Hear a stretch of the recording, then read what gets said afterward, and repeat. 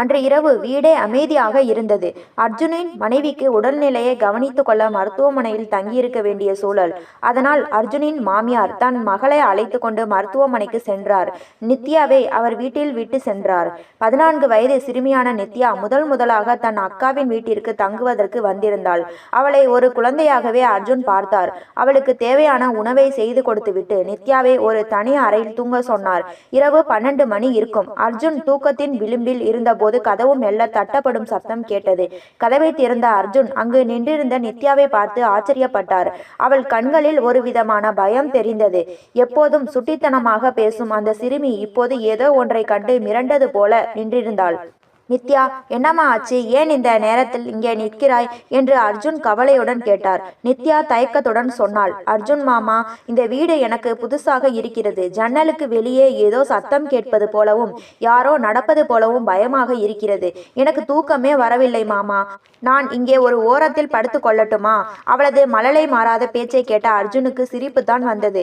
இதற்கு போய் பயப்படுகிறாயே, வா உள்ளே வா என்று கூறி அவளுக்கு ஆறுதல் சொன்னார். அவளை தனது தங்கையாகவே கருதிய அர்ஜுன், பயப்படாதே, நான் இருக்கிறேன், நீ அந்த பக்கம் படுத்துக்கொள் என்று சொல்லி அவளுக்கு போர்வையை சரி செய்து தந்தார். அந்த பிஞ்சு மனதிற்கு தன் அக்கா கணவர் ஒரு பாதுகாப்பான நிழலாக தெரிந்தார். பயத்தில் நடுங்கிக் கொண்டிருந்த அந்த சிறுமி தனது பாதுகாப்பான அண்ணன் அருகில் இருக்கிறான் என்ற நம்பிக்கையில் அடுத்த சில நிமிடங்களிலேயே நிம்மதியாக உறங்கி போனாள். உறவுகளுக்கு இடையே இருக்கும் அந்த புனிதமான பாசமும் பாதுகாப்பும் அன்று அந்த அறையில் மௌனமாக பேசிக் கொண்டிருந்தது. அறையில் விளக்குகள் அணைக்கப்பட்டு மெல்லிய வெளிச்சம் மட்டுமே படர்ந்திருந்தது. அர்ஜுன் தன் கைபேசியில் மூழ்கி இருந்தாலும் சோபாவில் அசைந்து கொண்டிருந்த நித்யாவின் சத்தம் அவனுக்கு கேட்டுக்கொண்டே இருந்தது. 5 வருடங்களுக்கு முன்பு அவன் திருமணத்தின் போது 9 வயது சிறுமியாக துள்ளித்திருந்த அந்த நித்யாவிற்கும் இன்று வளர்ந்து நிற்கும் இந்த நித்யாவிற்கும் எவ்வளவோ வித்தியாசம். காலம் எவ்வளவு வேகமாக ஓடுகிறது என்று அவன் மனதிற்குள் நினைத்து கொண்டான். வெளியே மழை பெய்வது போன்ற சத்தம் கேட்கவே அர்ஜுன் நித்யாவை பார்த்து, என்னம்மா, இன்னும் தூங்கவில்லையா? ஏதோ சங்கடமாக இருக்கிறதா என்று கேட்டான். நித்யா மெல்ல எழுந்து அமர்ந்தாள். அர்ஜுன் மாமா, இந்த சோபா ரொம்ப சின்னதாக இருக்கிறது. என்னால் காலை நீட்டி படுக்க முடியவில்லை, தூக்கமும் வரவில்லை என்று தயக்கத்துடன் சொன்னாள். அர்ஜுன் அவளது சங்கடத்தை புரிந்து கொண்டான். தன் மனைவியின் தங்கை என்றால் அவள் தனக்கும் தங்கை போன்றவள்தான். அந்த சிறுமிக்கு தன் வீட்டில் எந்த அசௌகரியமும் இருக்கக்கூடாது என்று அவன் நினைத்தான். சரி நித்யா, நீ ஏன் கவலைப்படுகிறாய்? தரை விரிப்பு விரித்து தரட்டுமா, அல்லது நான் சோபாவில் படுத்துக்கொள்கிறேன், நீ மெத்தையில் படுத்துக்கொள் என்றான் கனிவுடன். நித்யா சிரித்து கொண்டே, வேண்டாம் மாமா, நீங்கள் அங்கேயே இருங்கள், நான் ஒரு ஓரமாக படுத்துக்கொள்கிறேன். நீங்கள் இருக்கும் தைரியத்தில் எனக்கு பயம் மறைந்துவிடும் என்றாள். அர்ஜுன் அவளுக்கு தேவையான தலையணைகளையும் போர்வையையும் எடுத்து தந்து ஒரு தந்தையை போன்ற அக்கறையுடன் அவளை தூங்க சொன்னான். பயப்படாதே நித்யா, உன் அக்கா இங்கே இல்லையென்றாலும் உன் அண்ணனாக நான் இருக்கிறேன், நிம்மதியாக தூங்கு என்று அவன் சொன்ன வார்த்தைகள் அந்த சிறுமிக்கு ஒரு பெரிய மலையளவு நம்பிக்கையை தந்தது. ஆனால் அர்ஜுன் எழுந்து சோபாவிற்கு செல்ல முயன்றபோது நித்யா அவனது கையை பற்றினாள். அர்ஜுன் மாமா, எனக்காக நீங்கள் ஏன் சிரமப்பட வேண்டும்? இந்த மெத்தை பெரியதுதான், நீங்கள் ஒரு பக்கமும் நான் ஒரு பக்கமும் படுத்து கொள்ளலாம், எனக்கு எந்த பிரச்சனையும் இல்லை என்று அவள் வெகுளியாக சொன்னாள். அர்ஜுன் ஒரு கணம் தயக்கமாக இருந்தாலும் அவளது கண்களில் தெரிந்த அந்த தூய்மையான நம்பிக்கையை கண்டு மறுக்க முடியவில்லை. அவள் அவனை தன் சொந்த அண்ணனாகவே பார்த்தாள். அர்ஜுன் மெல்ல மெத்தையின் ஒரு ஓரத்தில் படுத்துக்கொண்டு எதிர் திசையில் திரும்பி தன் கைபேசியை பார்த்து கொண்டிருந்தான். இரவின் நிசப்தத்தில் அர்ஜுன் அறியாமலேயே உறக்கத்தில் ஆழ்ந்தான். சிறிது நேரம் கழித்து திடீரென்று அவனுக்கு விழிப்பு வந்தது. ஏதோ ஒரு சத்தம் கேட்டு அவன் திடுக்கிட்டு எழுந்தான். அப்போது அவன் கண்ட காட்சி அவனை நெகிழ செய்தது. நித்யா உறக்கத்திலேயே பயத்தில் முனகி கொண்டிருந்தாள். அக்கா, அம்மா என்று அவள் தூக்கத்தில் அரற்றினாள். அவள் இன்னும் ஒரு சிறுமிதான். தன் தாயையும் அக்காவையும் பிரிந்து புதிய இடத்தில் இருக்கும் பயம் அவளை தூக்கத்திலும் விடவில்லை என்பதை அர்ஜுன் உணர்ந்தான். அந்த பிஞ்சு உள்ளத்தில் இருந்த அச்சத்தை போக்க வேண்டியது ஒரு மூத்தவனாக அவனது கடமை. நித்யா, பயப்படாதே, நான் இங்கேதான் இருக்கிறேன் என்று அர்ஜுன் மெல்லிய குரலில் சொன்னான்.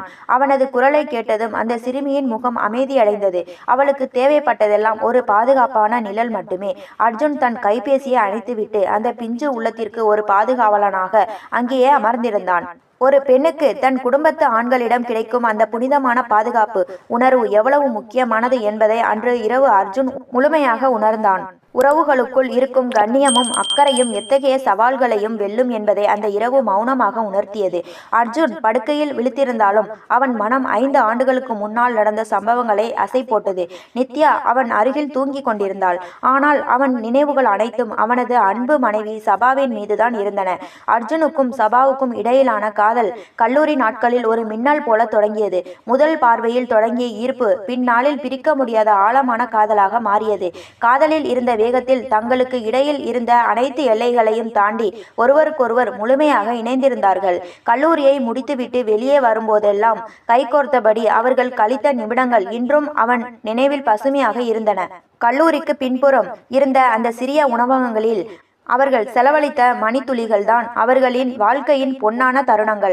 ஆனால் அந்த காதல் திருமணத்தில் முடிய போகும் என்று தெரிந்தபோது அவனது குடும்பத்தில் பெரும் புயல் வீசியது.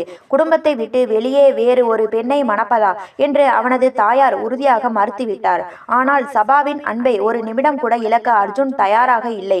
அவள் இல்லாமல் ஒரு நொடி கூட வாழ முடியாது என்ற நிலைக்கு அவன் தள்ளப்பட்டிருந்தான். வீட்டின் எதிர்ப்பையும் மீறி அவன் சபாவை திருமணம் செய்து கொண்டான். அது அவனது வாழ்க்கையின் மிகப்பெரிய திருப்பமாக அமைந்தது. அவன் எடுத்த அந்த துணிச்சலான முடிவால் அவனது பெற்றோர்கள் அவனை வீட்டை விட்டு வெளியேற்றினார்கள். வருமானம் ஏதும் இல்லாத, எந்த திட்டமும் இல்லாத அந்த தொடக்க காலத்தில் சபா அவன் மீது வைத்திருந்த மாறாத அன்புதான் அவனை தாங்கி பிடித்தது. சபா எவ்வித குறையும் இன்றி அவனை ஒரு ராசாவை போல பார்த்து கொண்டாள்.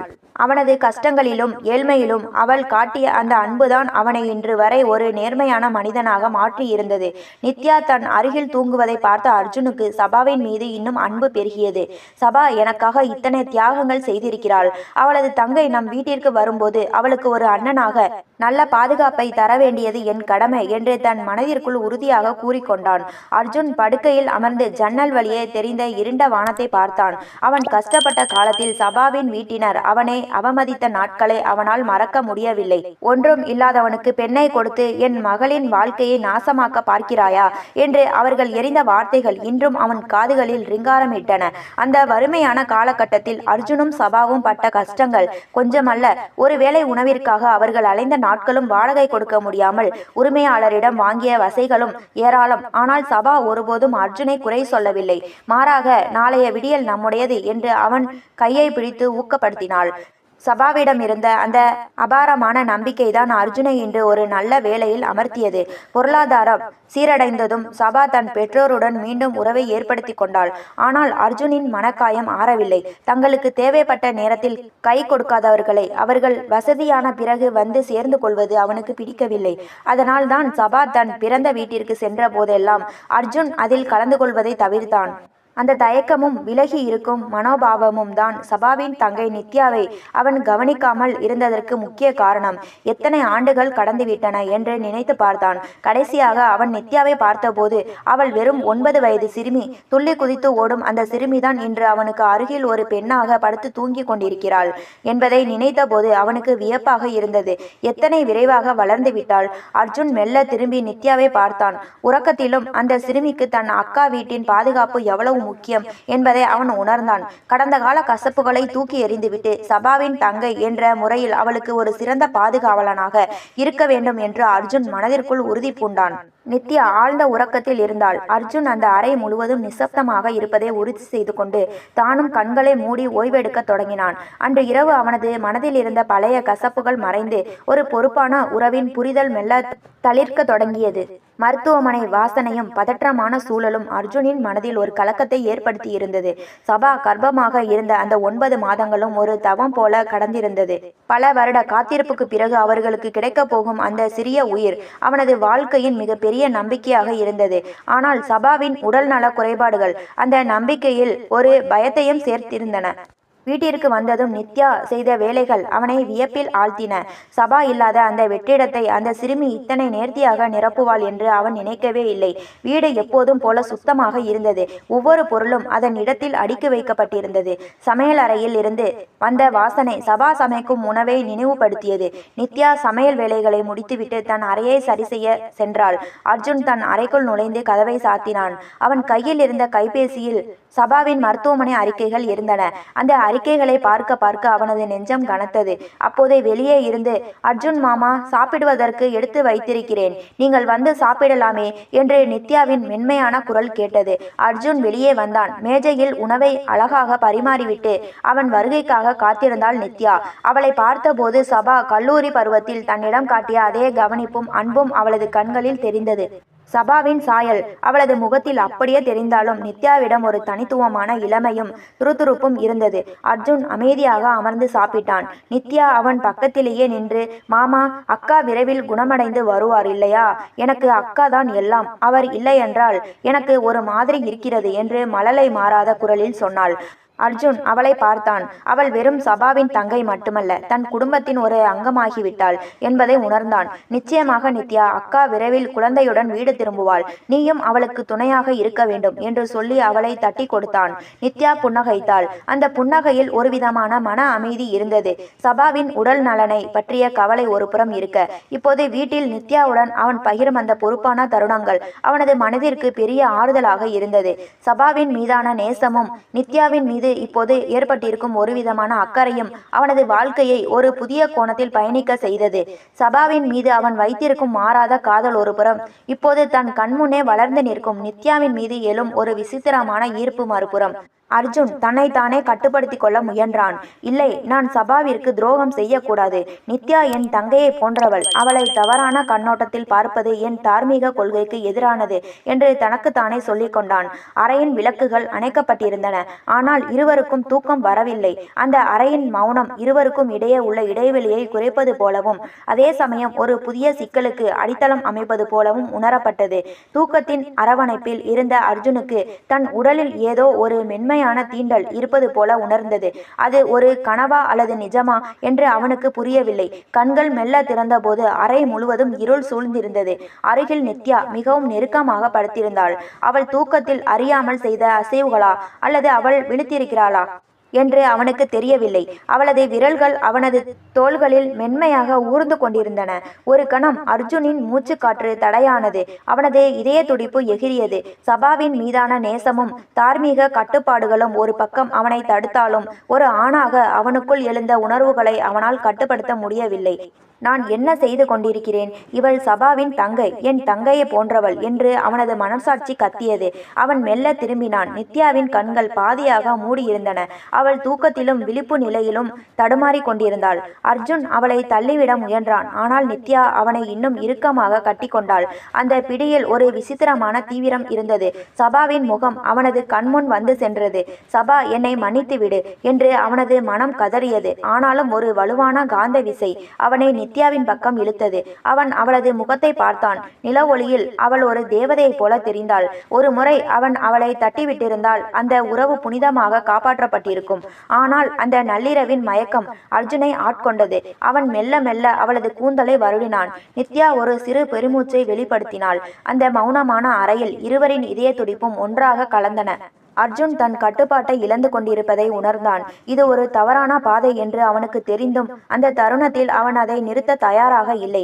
உறவுகளின் எல்லையை மீறும் அந்த செயல் அவர்கள் இருவருக்கும் எத்தகைய விளைவுகளை ஏற்படுத்த போகிறது என்பது அவனுக்கு சிறிதும் புரியவில்லை. அந்த அறையில் அந்த நேரத்தில் நடந்தது ஒரு மௌனமான கலகமாக இருந்தது. மருத்துவமனையிலிருந்து வீட்டிற்கு திரும்பிய அர்ஜுனின் மனம் ஒரு விசித்திரமான மௌனத்தில் இருந்தது. நித்யாவுடன் அவன் கழித்த அந்த இரவின் நினைவுகள் அவன் மனதை ஒரு போதையை போல ஆட்கொண்டிருந்தன.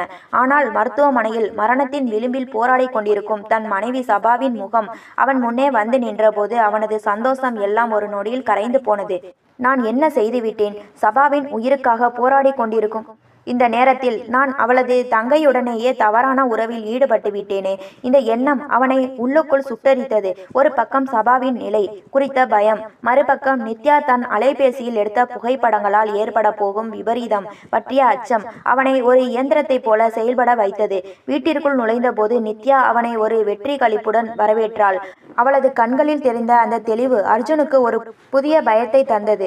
அவளுக்கு இது ஒரு விளையாட்டு அல்லது தன் இருப்பை நிலைநிறுத்தி கொள்ளும் முயற்சி என்று தெரிந்தும் அவன் அதற்கு அடிபணிந்து விட்டான். மாமா, நீங்கள் வந்து விட்டீர்களா? அக்கா எப்படி இருக்கிறார்கள் என்று அவள் கேட்டபோது அவளது குரலில் இருந்த அந்த இயல்பு தன்மை அர்ஜுனுக்கு நடுக்கத்தை ஏற்படுத்தியது. அவள் எடுத்த புகைப்படங்கள் எப்போது எப்படி தன் வாழ்க்கையை அழிக்கப் போகிறதோ என்ற பயம் அவனை வதைத்தது. அன்று இரவு அந்த வீட்டில் நிலவிய அமைதி மிகவும் கொடூரமாக இருந்தது.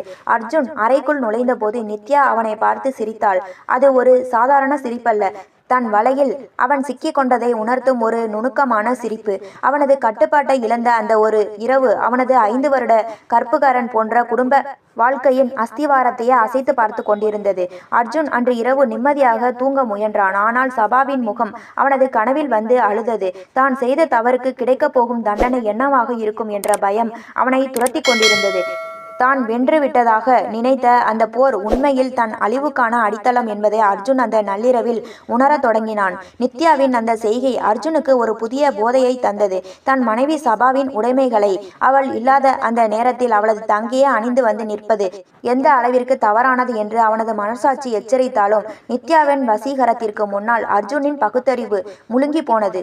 சபாவின் அந்த நீல நிற நைட்டியில் நித்யா ஒரு தேவதையைப் போல நின்றிருந்தாள். ஆனால் அது சபாவின் உடைமை என்பதை விட இப்போது தன் முன்னால் நிற்கும் நித்யாவின் உடலாகவே அர்ஜுனுக்கு தெரிந்தது. அவன் அவளை நெருங்கி அவளது தோள்களை பற்றினான். இது சபாவை விட உனக்குத்தான் மிக அழகாக பொருந்துகிறது என்று அவன் சொன்னபோது அவனது குரலில் சபாவின் மீதான நேசம் முழுமையாக அழிந்து நித்யாவின் மீதான மோகம் ஆதிக்கம் செலுத்தியிருந்தது. நித்யா சிரித்தாள். அந்த சிரிப்பில் ஏதோ ஒரு மர்மம் இருந்தது.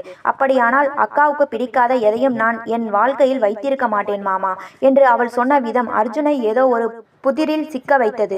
ஆனால் அர்ஜுன் அந்த புதிரை அலசும் நிலையில் இல்லை.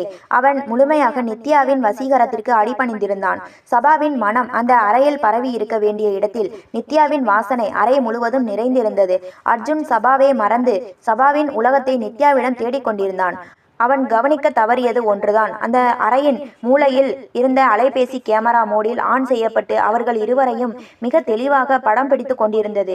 நித்யா தன் அலைபேசியை ஒரு புத்தக அலமாரிக்கு அடியில் மிக சாதுரியமாக மறைத்து வைத்திருந்தாள். அவன் ஒரு பக்கம் சபாவின் உயிரை பற்றி கவலைப்பட்டு கொண்டிருந்தாலும் மறுபக்கம் தன் அழிவிற்கான ஆதாரங்களை நித்யாவே உருவாக்கி தருவதை அறியாமல் அந்த மாய வலையில் இன்னும் ஆழமாக சிக்கி கொண்டிருந்தான். சபாவின் உயிருக்கு மருத்துவமனையில் ஆபத்து என்றால் அர்ஜுனின் வாழ்க்கைக்கு வீட்டிற்குள் ஆபத்து ஆரம்பமாகிவிட்டது. அந்த அறையின் கதவுகள் பூட்டப்பட்டிருந்தாலும் அர்ஜுனின் எதிர்காலம் அங்கேதான் சிதைந்து கொண்டிருந்தது. நித்யா தன் நயவஞ்சகமான வலையை விரித்து அர்ஜுனின் வாழ்க்கையை சூறையாடி சென்றிருந்தாள். சபாவின் கண்களில் தெரிந்த அந்த ஆழமான வெறுப்பு அர்ஜுனுக்கு தான் செய்த பாவத்திற்கான முதல் தண்டனையாக அமைந்தது. அவனது கைபேசியில் நித்யா அனுப்பிய மிரட்டல் செய்திகளும் அவனது நிம்மதியை சிதைத்தன. சபா அந்த அறையிலேயே ஒரு மூலையில் மரத்தைப் போல அமர்ந்திருந்தாள். தன் குழந்தையை இழந்த துயரம் ஒரு புறம், தன் கணவன் தன் சொந்த தங்கையாலேயே வஞ்சிக்கப்பட்டான் என்ற உண்மை அவளை மனதளவில் கொன்று கொண்டிருந்தது. அர்ஜுன் அவளது காலடியில் அமர்ந்து கதறினான். சபா, என்னை தண்டித்து விடு. ஆனால் தயவு செய்து என்னை பார்க்காமல் இருக்காதே. அந்த சிறுமியின் முகமூடிக்கு பின்னால் இருந்த சூழ்ச்சியை நான் உணராமல் போய்விட்டேன். என்னை மன்னித்து விடு என்று அவன் கெஞ்சினான். சபா மெல்ல நிமிர்ந்தாள். அவளது கண்களில் கண்ணீர் இல்லை, மாறாக ஒரு வலிய மௌனம் இருந்தது. அர்ஜுன், நீ இழந்தது வெறும் என் நம்பிக்கையை மட்டுமல்ல, நம்முடைய முழு வாழ்க்கையும். அந்த புகைப்படங்கள் உலகிற்கு தெரிந்தால் எனக்கு தற்கொலையை தவிர வேறு வழி இல்லை என்று உனக்கு தெரியாதா? நீ அவளது விளையாட்டு பொருளாகி இன்று நம்முடைய எதிர்காலத்தையே அடகு வைத்து விட்டாய். அர்ஜுன் அந்த பயங்கரமான உண்மையை உணர்ந்தான்.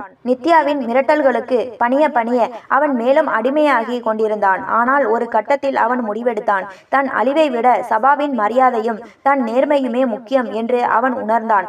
மறுநாள் அர்ஜுன் நித்யாவை சந்திக்க சென்றான். அவளது மிரட்டல்களுக்கு பயப்படுவதற்கு பதிலாக அவள் வைத்திருந்த ஆதாரங்களை அளிக்க துணிந்தான். நித்யா சிரித்து கொண்டே சொன்னாள், அர்ஜுன் மாமா, நீ என்ன செய்தாலும் இந்த வீடியோக்கள் பத்திரமாக இருக்கும். நீ எனக்கு பணம் கொடுத்து கொண்டே இருக்க வேண்டும். ஆனால் அர்ஜுன் இப்போது மாறினான். நித்யா, நீ செய்த துரோகத்தை விட நான் செய்த தவறு பெரியது.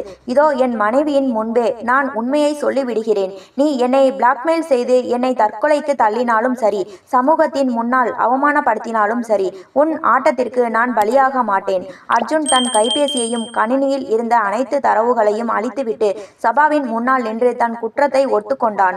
அவன் தன் வேலையையும் சமூக அந்தஸ்தையும் இழந்தாலும் அந்த உண்மையை ஒத்துக்கொண்ட நிமிடம் அவனது மனதிலிருந்து ஒரு பாரம் குறைந்தது. சபா தன் கணவனின் இந்த துணிச்சலான மாற்றத்தை பார்த்தாள். மன்னிக்க முடியுமா என்று அவளுக்கு தெரியவில்லை. ஆனால் அவன் உண்மையை சொல்ல முன்வந்தது அவளுக்கு ஒரு சிறிய நம்பிக்கையை தந்தது.